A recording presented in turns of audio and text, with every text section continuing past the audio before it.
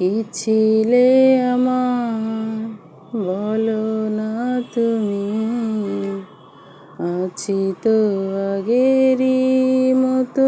Hello guys, আসসালামু আলাইকুম। আমি আলহামদুলিল্লাহ ভালো আছি। পুলি পিঠা বানাবো, এই জন্য নারকেলটা নাড়ু করে নিলাম একটু ভাজে ভেজে। তারপরে রুটি কাওয়া করে নিয়ে তারপর রুটিটা একটু বেলে নিয়ে গ্লাস দিয়ে ছোট ছোট করে এরম করে দিলাম আমার মেয়েকে। মেয়ে আমার সুন্দর করে পুলি পিঠা বানাচ্ছে বসে। মাশাল্লাহ, আমি আমার কাজে অনেক হেল্প করে। পরে সব যখন পুলি পিঠা বানানো শেষ হয়ে গেল, পরে তেল ভাজবো, এই জন্য কড়াই বসাই দিয়ে তেল গরম করে নিছি। তেল গরম করে নেওয়ার পর একটা একটা করে সবগুলা পুলি পিঠা ছেড়ে দিলাম। ছেড়ে দেওয়ার পর একটু উল্টোপাল্টা করে সুন্দর করে ব্রাউন করে ভেজে নিলাম, একটু হালকা লাল লাল করে ভেজে নিলাম।